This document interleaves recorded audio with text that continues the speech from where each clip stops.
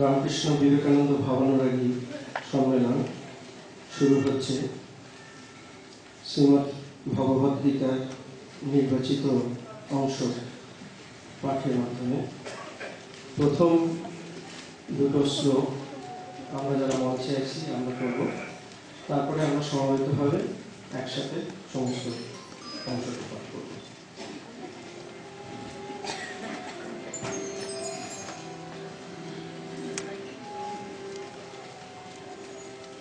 वसुदेवसुतं देवं कंसचाणूरमर्दनं देवकी परमानन्दं कृष्णं वन्दे जगद्गुरुं। श्रीभगवानुवाच कर्मण्येवाधिकारस्ते मा फलेषु कदाचन मा कर्मफलहेतुर्भुः मा ते सङ्गस्त्वकर्मणि। वसुदेवसुतं।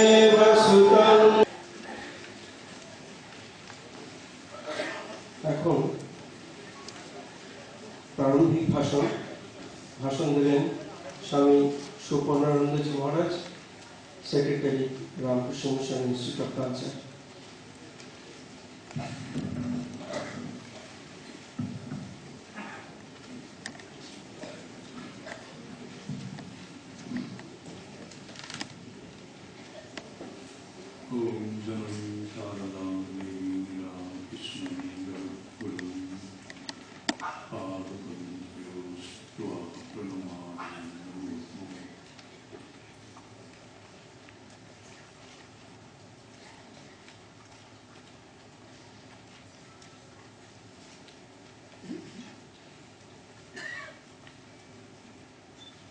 ঠাকুর মা স্বামীজির চরণে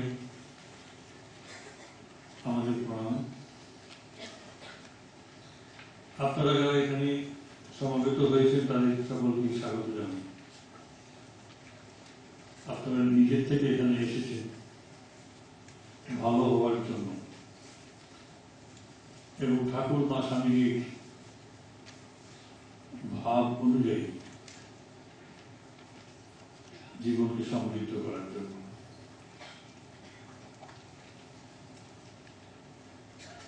ঠাকুর মা স্বামীজির ভাব কি, এই নিয়ে তর্কের অন্ত নেই, বিতর্কের শেষ নেই।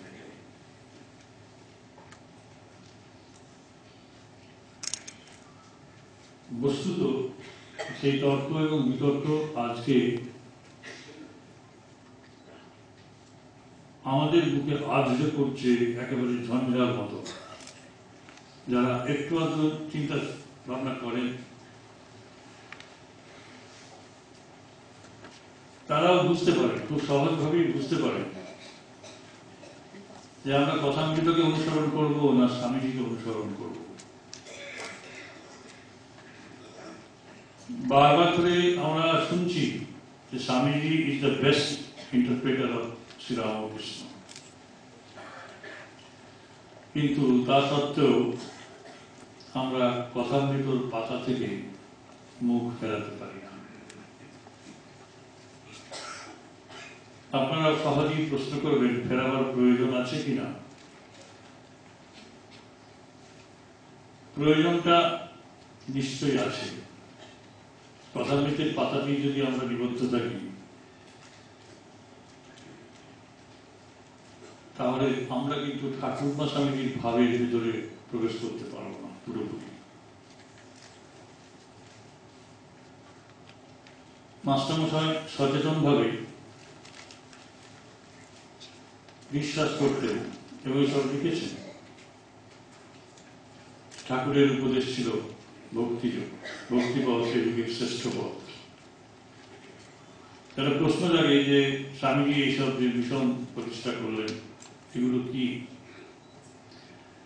এবং মাস্টারমশাই relentlessly এটি প্রচার করে গেছেন তার শেষ জীবন পর্যন্ত। কথামৃতের পরিশিষ্টে স্বামীজি কর্মযোগ থেকে নানা রকম অংশ উদ্ধার করে তিনি দেখিয়েছেন যে ভগবান লাভ করার পর কর্ম করবে, কিন্তু কর্মকে উপায় হিসেবে গ্রহণ করে ভগবান লাভ হবে এই কথা কথামৃতকার শ্রীরামকৃষ্ণের সঙ্গ করে বুঝতে পারেন। আপনারা যারা উদ্বোধন প্রকাশিত অখণ্ড কথামৃত পেয়েছেন তার ইন্ট্রোডাকশনটা করে দেখবেন হিরণ্ময়ানন্দজি। এ নিয়ে আমাদের অনেক কথা শুনতে হয়, অনেক প্রশ্নের সম্মুখীন হতে হয়, তর্ক চলে, কিন্তু কথাটা ঠিক। আজকে বেদিক পত্র পত্রিকায় খুব জোর করে বলা হচ্ছে যে শ্রীরামকৃষ্ণকে ডিস্টর্টেড ওয়েতে প্রকাশ করেছেন স্বামীজি। দুঃখের কথা, দুঃখের কথা। কণ্ঠরে কল্যাণানন্দজি এবং নিশ্চয়ানন্দজি মারাঠি শরীর ছিল। তারা 15-20-30 কিলোমিটার দূরে যেতেন, রোগীদের দেখতেন, তথ্য দিতেন, কেউ মারা গেলে তার সৎকার করতেন। মাস্টারমশাই তাদের ডেকে বলেছিলেন যে এর সঙ্গে ঈশ্বর সান্নিধ্য কোথায়। বারবার যখন বলছিলেন তখন চোখে গিয়ে নিশ্চয়ানন্দ বলেছিলেন, আপনি কথা আমাদের কেন বলছেন? স্বামীজি আমার গুরু, আমি স্বামীজির কথা শুনবো, আপনার নয়।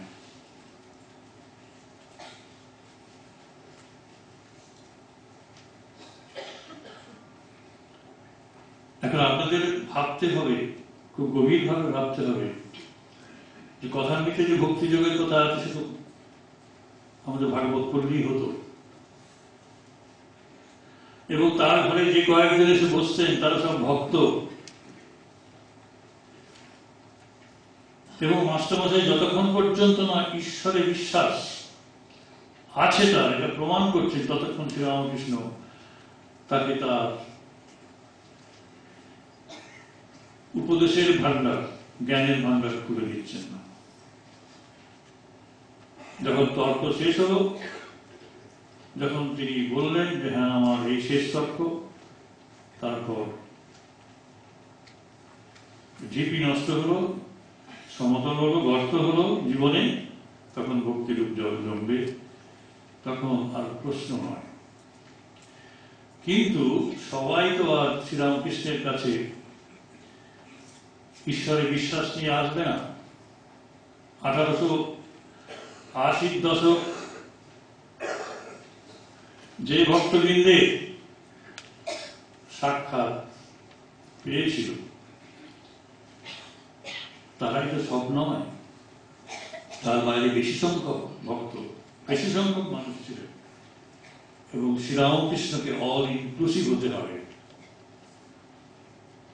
কাউকে বাদ দিয়ে শ্রীরামকৃষ্ণ চলবেন না, এই তত্ত্ব স্বামীজি বুঝেছিলেন। শ্রীরামকৃষ্ণের ভিতরে সব আছে, এবং তিনি জানতেন অধিকাংশ মানুষ ভক্ত নয়, অভক্ত, তারা জ্ঞানের পিপাসু, তারা মানুষের মর্যাদা বোধে বিশ্বাসী, ঈশ্বরের সর্বব্যাপিত্বে ততটা নয়, অথবা একেবারেই না, তারা নাস্তিক। এবং তারা সামনে বিশ্বাসী, ঐক্যে বিশ্বাসী, ব্যক্তি স্বাধীনতায় বিশ্বাসী, যারা আমরা প্রত্যেকেই তাই। এবং মাস্টারমশাই প্রথম জীবনে তাই ছিলেন, তর্ক করার আগে তাই ছিলেন। তাদের কাছে শ্রীরামকৃষ্ণকে পৌঁছতে হবে। এবং স্বামীজি বলছেন শ্রীরামকৃষ্ণ কি? Infinite knowledge, infinite love, infinite word, infinite compassion for all beings. এবং বলছেন he is the method that wonderful unconscious nature. A unconscious nature. He lived the life. I live the meaning. তিনি জীবন যাপন করেছেন, আমি এর অর্থ বুঝেছি, কাউকে বাদ দিয়ে নয়। এই মানুষগুলি যারা বিজ্ঞান পড়েছে, যারা জনজীবনে প্রতিষ্ঠিত হয়েছে, ঈশ্বরকে বাদ দিয়ে যাদের ভাবনা চিন্তা, যারা মানুষকে ঈশ্বরের চেয়ে বেশি সম্মান দেন, তাদের ডিগনিটিকে, তাদের ওয়ার্ক, তাদের কাছে স্বামীজি শ্রীরামকৃষ্ণকে নিয়ে যাবেন। ইনফিনিট নলেজ, শুধু ফাইনাইট লাভ নয়, ইনফিনিট লাভ, গুটি কয়েক মানুষের জন্য না। এর জন্য তো তার আসার দরকার ছিল, এর জন্য তো ভাগবত ধর্ম ছিল, প্রত্যেকের আলাদা আলাদা ধর্ম সচেতনা ছিল। সব ধর্মকে নিয়ে এক মহা ধর্মের জাগরণ। শ্রীরামকৃষ্ণের লাইফটাই ছিল তো পার্লামেন্ট অফ রিলিজিয়ান্স। সেই জন্যই স্বামীজি শ্রীরামকৃষ্ণকে সবার কাছে, সবার জন্য প্রচার করলেন। আমি তার জীবন ধারণের অর্থ বুঝেছি, তার আগমনের তাৎপর্য বুঝেছি। এবং স্বামীজি গুরু ভাইরা প্রথম দিকে বিরোধিতা করলেও তারা বুঝেছিলেন এবং বলেও ছিলেন স্পষ্টভাবে যে আমরা স্বামী বিবেকানন্দের মাধ্যমে শ্রীরামকৃষ্ণকে বুঝতে পেরেছি।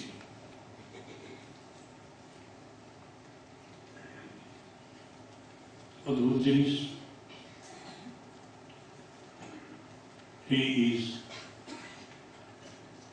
the limitless power of spiritual knowledge.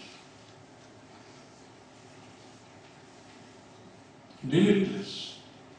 একটা জায়গা থেকে বাঁধা যাবে না। এই শ্রীরামকৃষ্ণ এবং স্বামীজি ঠিক যেন সেই রকম একটি flawless unflawed lens that focuses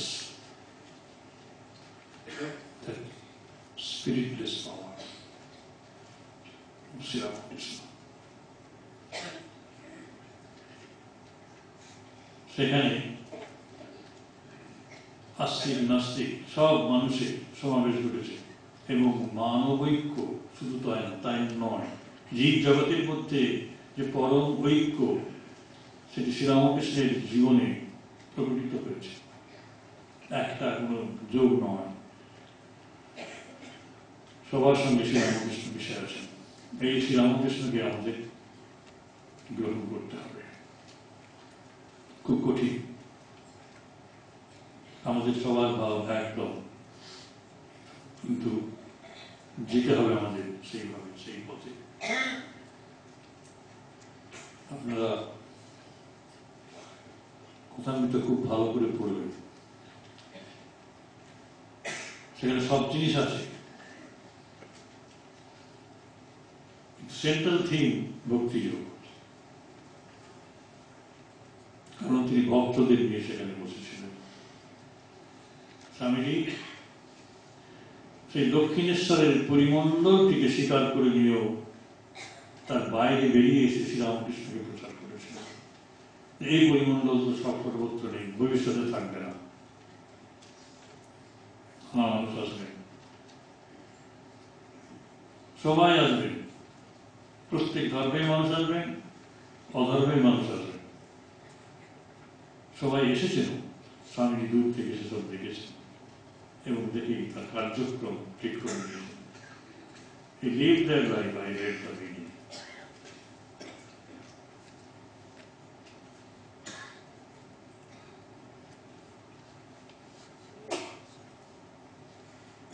Swamiji সেই জন্যই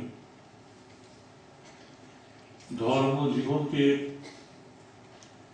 কর্মজীবন থেকে পৃথক করেননি। যারা কর্মে বিশ্বাসী তারা আর কোনো কিছুতে বিশ্বাস না করলেও আত্মশক্তিতে বিশ্বাসী। কর্মের ভেতর দিয়ে, শুদ্ধ কর্মের ভেতর দিয়ে আত্মার মহাজাগরণ ঘটবে, এটি সহজতম পথ। আমাদের কর্ম করতেই হয়। সুতরাং সেই কর্মগুলোকে কিভাবে ঈশ্বর অভিমুখী করা যায়, আত্ম অভিমুখী করা যায়, সেই পথ তিনি দেখিয়ে গেছেন। সর্বং করুণীরং ব্রহ্ম অহং ব্রহ্মাস্মি, এই দুটো যোগ করলেই এসে যায় যে আমি যাদের জন্য কর্ম করছি তারাই দেবতা। অর্থাৎ একদল মানুষ ঈশ্বরকে নিয়ে ব্যস্ত ছিল, আর একদল মানুষ দেবতাকে নিয়ে ব্যস্ত ছিল। এই মানুষকে এর ভেতরে মেল বন্ধন কেউ করেননি শ্রীরামকৃষ্ণ ছাড়া। স্বামীজি এটা বুঝেছিলেন। কি করে হবে? দুই দল মারামারি করেছে চিরকাল, শ্রীরামকৃষ্ণ এসে তার পরিসমাপ্তি করল। তিনি ঈশ্বরকে, তিনি মানুষকে ঈশ্বর করে দিলেন। তারা কোনো ভুল থাকে না। তুমি যে ঈশ্বরকে খুঁজছো, মানুষ সেই ঈশ্বর। এত সহজ সমাধান এই মানুষটির কাছ থেকে এসেছিল। সেই দায় দায়িত্ব আমাদের উপরে এসে গেছে। আপনি ঠাকুর ঘরে গিয়ে যোগদান করুন 1000 ঘন্টা, কিন্তু আপনি যখন বেরিয়ে আসবেন, কর্মজগতে ঢুকবেন, তার প্রকাশ মানুষ দেখবে। সেটা কিন্তু ছিল না। আমরা কর্মটাকে অস্বীকার করি, ঘৃণা করি, যেমন তেমন করে কর্মজীবনকে সুরক্ষা দিতে চেয়েছিলাম। তারপরে আমাদের অধঃপতন। আমরা যদি এখন তাই করি, আমাদের পতন কেউ করতে পারবে না। এই কথারম্ভ, এই কথারম্ভ এবং এই আমি আপনাদের পরবর্তী সেশন যা আছে সেগুলোকে গ্রহণ করতে পারি, ধারণ করতে পারি, মনন করতে পারি। যেমন শ্রীরামকৃষ্ণের সান্নিধ্যে এসে মহেন্দ্রনাথ গুপ্ত 3টে উক্তি দিয়ে প্রকাশ পেয়েছিলেন। তিনি যখন লিখছেন তখন শ্রীম, তিনি যখন বলছেন তখন মাস্টার, তিনি যখন ভাবছেন তখন মনি। শ্রীম, মাস্টার, মনি, সবার উপরে মহেন্দ্রনাথ গুপ্ত। আপনারা কথা বলবেন, ভাববেন, লিখবেন, সব করবেন। আপনাদের স্বরূপ তাই, আপনারা যা তাই, আত্মস্বরূপ, আপনারাই ভগবান, ভগবান বাইরে। এই তত্ত্বের জন্য সমস্ত জগৎ পিপাসার্থ ছিল, পিপাসিত চিত্ত ছিল, কেউ দেয়নি। এবং স্বামীজি না এসে কাউকে থাকবে, এবং তা নিয়ে আমরা ঝগড়া করি। এখনো যে বিবাদ এই জন্য। ওই কল্যাণ স্বামী, ওই নিশ্চয় স্বামী কর্মযোগের দ্বারা আত্মজ্ঞান লাভ করেছিলেন। মৃত্যুকালের জবানবন্দি করে আমাকে খুব ক্রিটিক্যাল অধ্যাপক, খুব ক্রিটিক, কর্মযোগ নিয়ে ভীষণ আমাকে ব্যস্ত করে। আমি বললাম, হে তুমি আগে এটা করো, কল্যাণানন্দ জীবনটা করো। কর্মযোগকে, সেবাযোগকে যদি কেউ গ্রহণ করে আত্মজ্ঞান লাভ করে থাকে, তাহলে তারা স্বামীজির চারা। স্বামীজিও নন, স্বামীজি গুরু ভাইরাও নন। কিন্তু গুরু ভাইদের মহত্ব এইখানে যে তারা স্বামীজি এই ব্যাখ্যা গ্রহণ করেছিলেন এবং শিক্ষা দিতে। আগে স্বামীজিকে পড়ো, তারপর ঠাকুরকে বুঝতে যাবে। এবং সেই ছেলেটি অধ্যাপক পড়ে পড়ুন, বাবা এরকম জীবন, এরকম জীবন। এবং শেষকালে তাদের মন্তব্য, এরকম কি আধার আছে? যেমন সবাই আছে। নিজের কর্মকে শুদ্ধ করে জীবনযাপন অনেকেই করছেন, গোপনে করছেন, এবং খোঁজ নিয়ে দেখো তাদের জীবনধারা পাল্টে গেছে। তাদেরও অশ্রুপুলকারী হয়, চোখ সরল হয়ে ওঠে। তার মানে সুতরাং পথ এটাই, এই জয় মা প্রিয় উত্তর।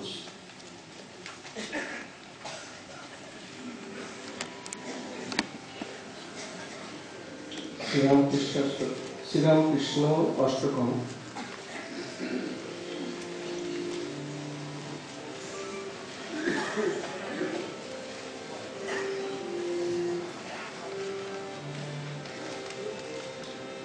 বিশ্বস্য ধাতা পুরুষস্তমাদ ব্যক্তেন রূপেণ ততং কায়েনং। হে রাম কৃষ্ণ তৈ ভক্তিহীন, হে রাম কৃষ্ণ।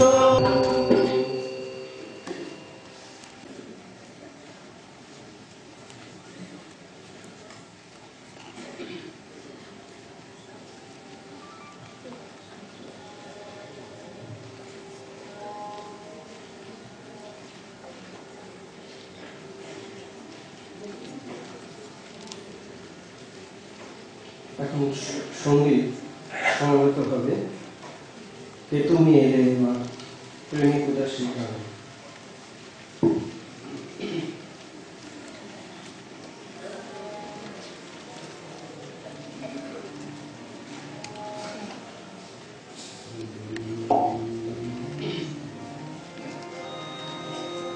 कि তুমি এলে এবারে প্রেমিকে উদাসী ভারে, কে তুমি এলে এবার প্রেমিক উদাসী ভারে।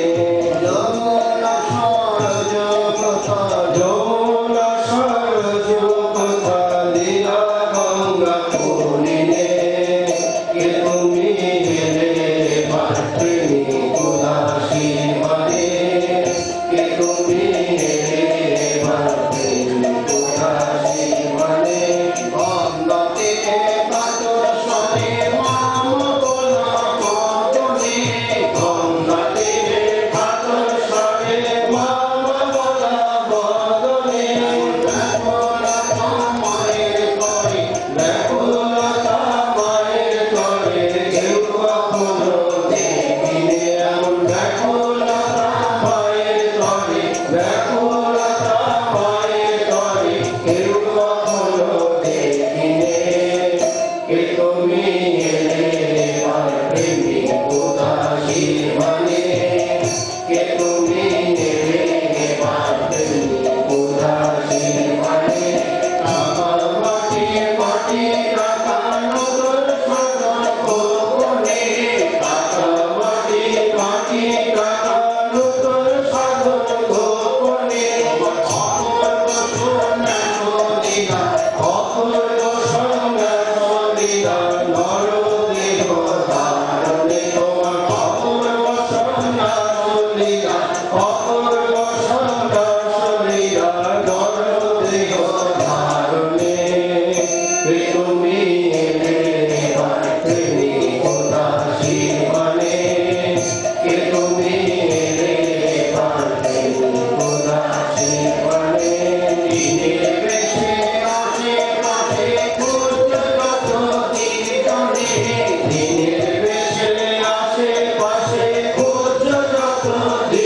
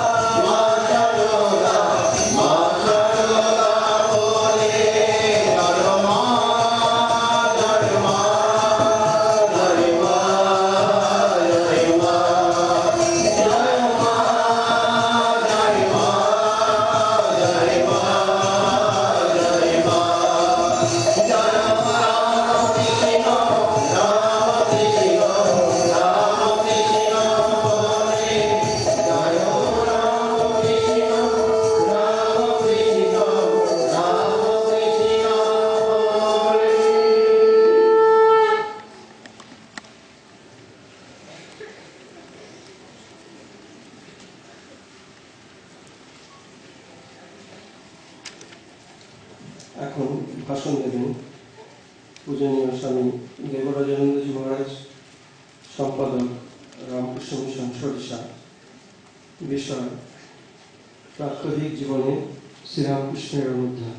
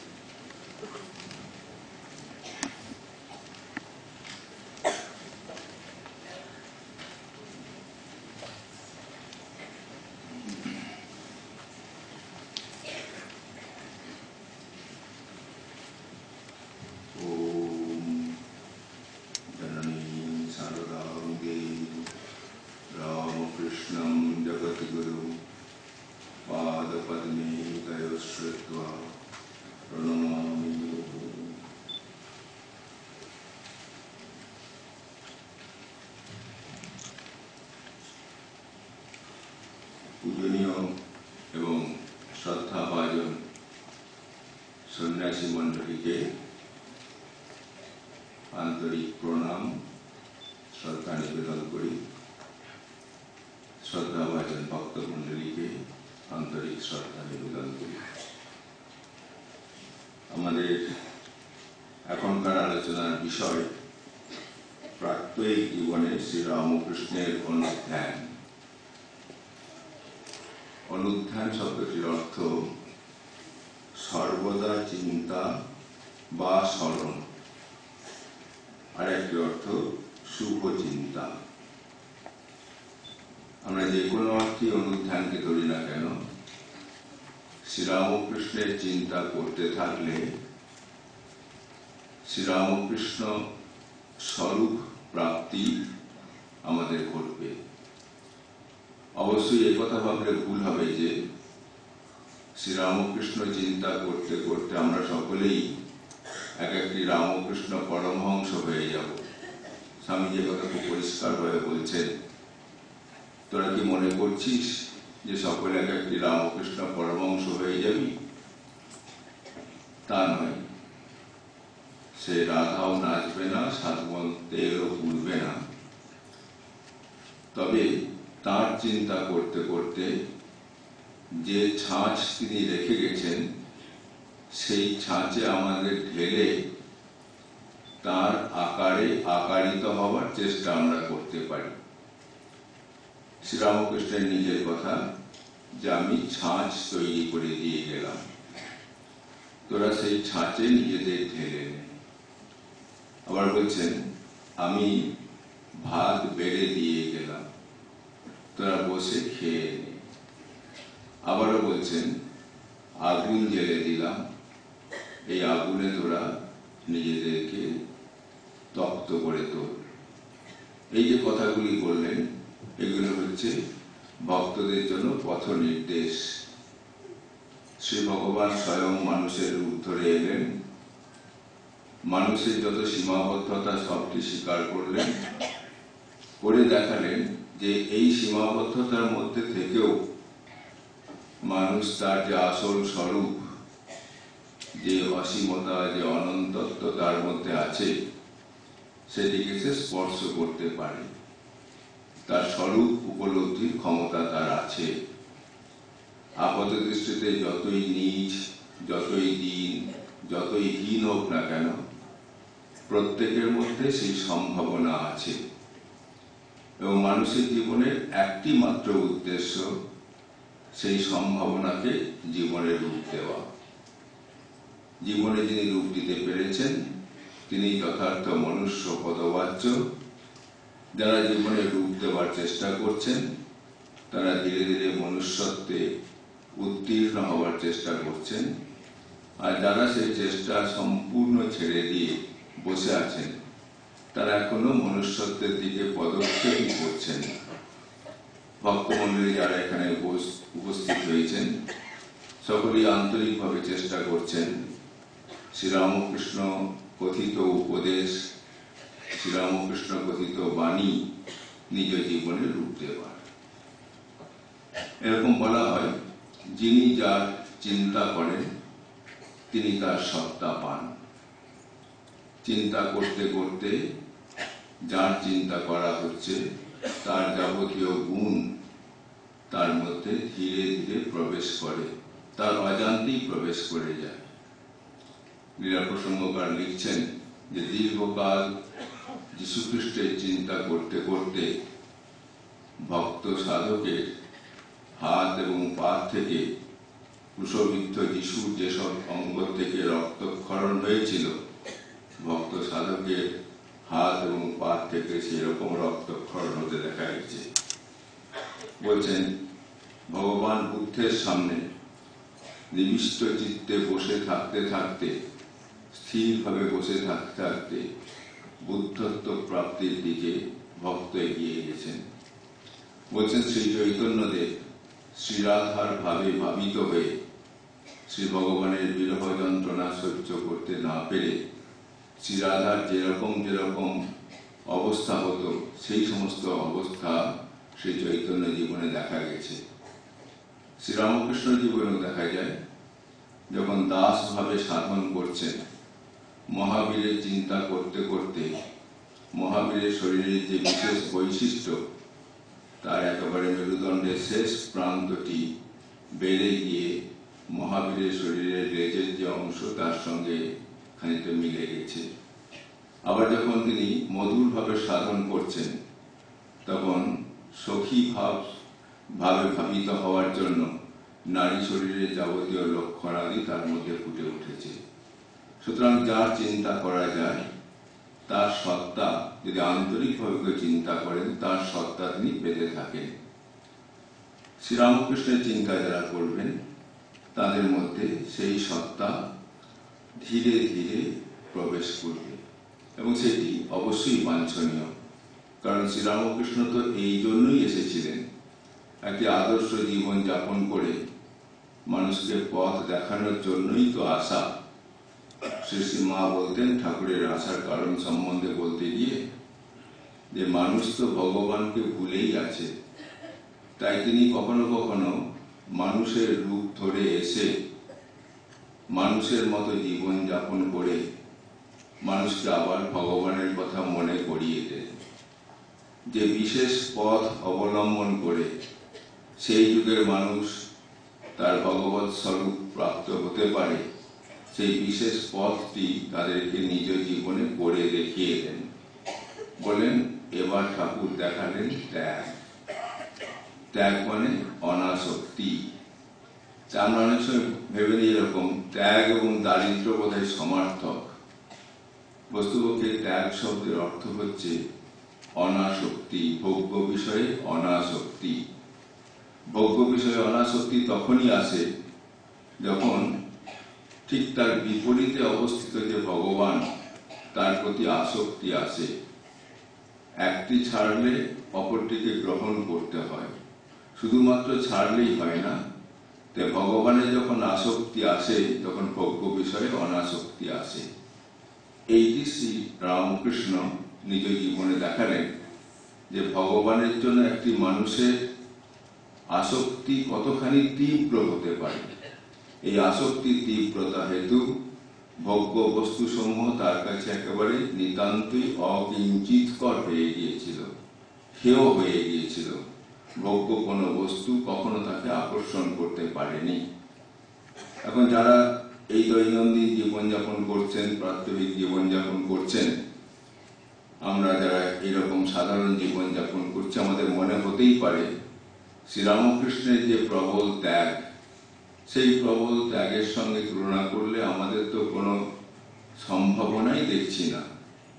শ্রীরামকৃষ্ণ সেই জন্যই আমাদেরকে সাহস দেওয়ার জন্যই বললেন যে আমি 16 টাং করেছি, তোরা 1 টাং কর। অর্থাৎ যদি 16 ভাগে পূর্ণ অংশটি হয়, পূর্ণ অংশ ত্যাগ তিনি দেখিয়ে গেছেন।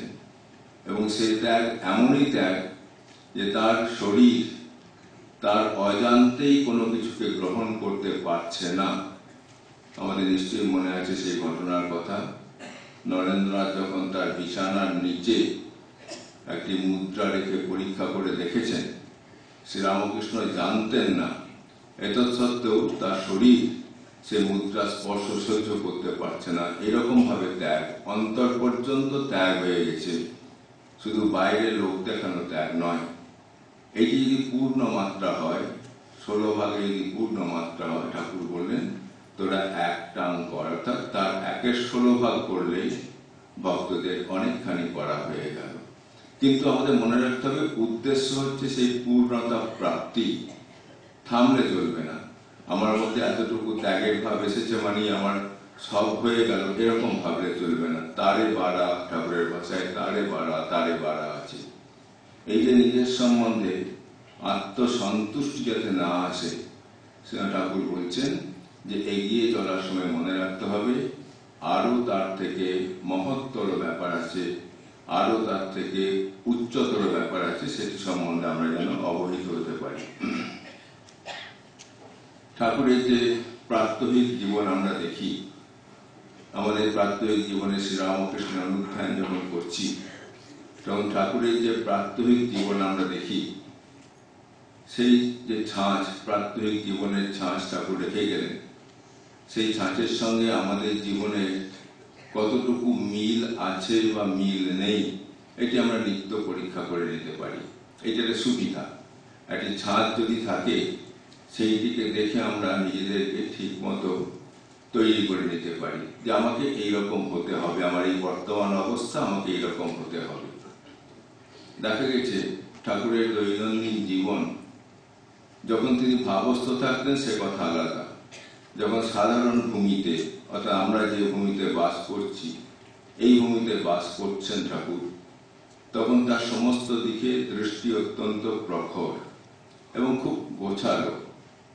আমাদের মনে আছে নিশ্চয়ই, সম্ভবত যুবক হরিনাথ, পরবর্তীকালে যিনি স্বামী তুরীয়ানন্দ, তিনি শ্রীরামকৃষ্ণের ঘরে এসছেন। কোনো কারণে শ্রীরামকৃষ্ণদেব তাকে তাক থেকে ছুরিটা আনতে বললেন।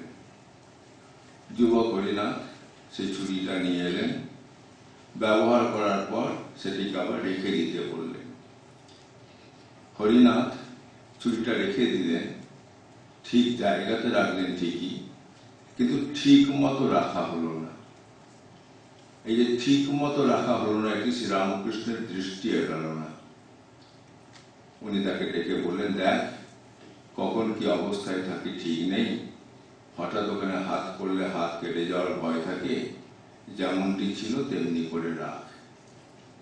এই যে এই ব্যাপারটি তিনি বললেন নিজের দিক থেকে, আমরা আমাদের দিক থেকে ভাবি, আমরা যখন কোনো একটি জিনিস ব্যবহার করছি, ব্যবহার করে যখন রেখে দিলাম, আমার সুবিধা হয়তো হলো, কিন্তু পরবর্তী ক্ষেত্রে অন্যের সুবিধা বা অসুবিধার কথা বিবেচনা আমরা করলাম না।